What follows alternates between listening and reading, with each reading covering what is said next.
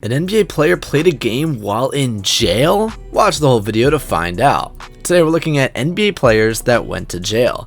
First up at number 7, J.R. Smith. When J.R. Smith won the NBA Finals with the Cavs in 2016, it must have felt like the reward for all of his hard work during his career. It was the only time he won a championship, but he played regular basketball in the NBA for well over a decade. Even though Smith was a good player, he had a problem, and a really big problem, and that problem was speeding. He would literally speed through red lights and over the limit by a lot as well, and back during 2005 to 2007, he had his license suspended multiple times and also had negative 27 points on his driver's license. But this still didn't stop him. Back in 2007, Smith was driving his car. He was going to a cookout to have a nice time with his best friend Andre.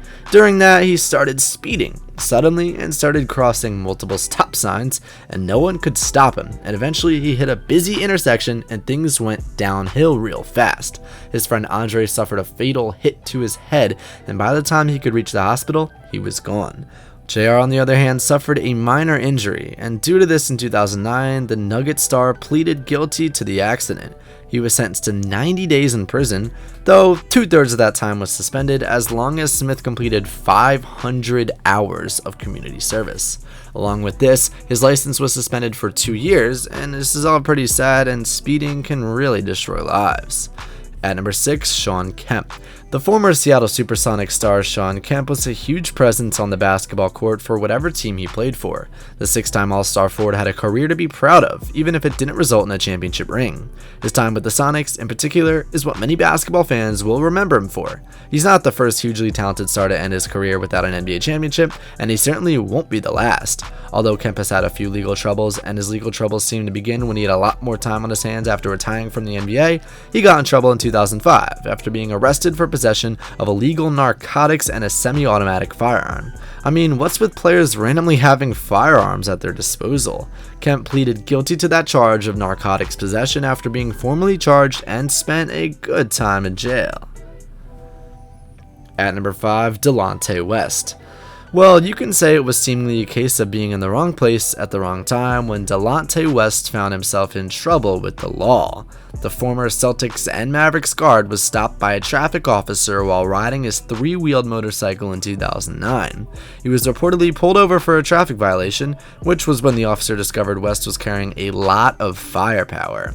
West had a gun tucked in his waistband, another strapped to his leg, and a shotgun in a guitar case strapped to his back. The basketball star claimed he was just moving these guns after he was informed that some kids in his family had found them in his closet.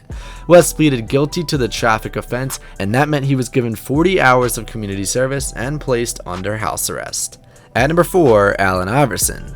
When he was still in high school, Allen Iverson was present when a brawl broke out at a bowling alley. Iverson was arrested and sent to prison before he was acquitted of those charges due to insufficient evidence. Monday night, Jim's off. I'm Lisa Thomas-Laurie, and the big story on Action News is word from the Philadelphia DA's office that criminal charges will be filed against Allen Iverson. That decision follows an extensive investigation into an incident last week where Iverson allegedly forced his way into an apartment brandishing a gun. Sadly, Iverson had to spend 4 months in prison fighting for his freedom before it was eventually granted. When he came to the NBA, Iverson was a controversial figure, and in 1997 he was arrested for carrying a concealed weapon and illegal narcotics. Iverson pleaded no contest and was sentenced to community service. There have been many allegations thrown at Iverson over the years, but the former NBA All-Star has come through all of those allegations without any guilt. As a player, there was no denying Iverson's talent, and his 2001 MVP award proves it. At number 3, Jason Richardson. NBA players have a huge responsibility on their shoulders, and there's no time where they didn't hesitate to abuse it. And the best example for this case is what Jason Richardson did to his son. Back in 2009, Jason was seen riding his Dodge Hellcat around Phoenix. At first, undercover police caught him going 67 in a 40-mile-per-hour road, which was already pretty dangerous. Then, they decided to follow him around. But then, things got a little bit more messed up when Jason started going 90 in a 35-mile-per-hour road, and police had to then pull him over. What made the situation worse was that when they pulled him over, they saw that his 4-year-old son was sitting in the back seat without even a baby chair or a seatbelt. He was arrested on the spot and was charged for reckless driving, speeding, and for no baby care as well. When the NBA found out about the situation, they suspended him without pay. But since he's a big guy, he got out of jail after just a few hours and issued an apology. At number 2, Carmelo Anthony. The former Denver Nuggets and New York Knicks star Carmelo Anthony has often found his name in the headlines. Sometimes it's for the great charity work that he does of his skills on the court, while other times it's for controversial moments. In 2008, Anthony was arrested under the suspicion of driving under the influence. Anthony was reportedly weaving in and out of traffic in Denver while also not dimming his lights. The police department claimed Anthony failed a number of sobriety tests, and later that year the basketball star pleaded guilty to driving while ably impaired. The original driving under the influence charge was dropped, and Anthony was given a year of probation while ordered to pay legal fees and undergo 24 hours of community service. A lot less than JR's 500, I will say. And at number 1, Kentavious Caldwell-Pope. Imagine breaking the law so much that you have to play NBA games while being in jail. Yes, this actually happened and has been done by none other than Kentavious Caldwell-Pope. There's actually a whole game recording of him playing a game for the Lakers while wearing an ankle monitor. How is this possible? Well, back in 2017, Kentavious was playing for the Pistons and he really had a pretty bad loss, and he did what any other boy would do to compensate for the loss. He started to party. He partied till 3 a.m. and got knocked up pretty bad. And at the time Kent made the biggest mistake of his life, he went to his car, started the ignition, and started to drive, and eventually went over the speed limit.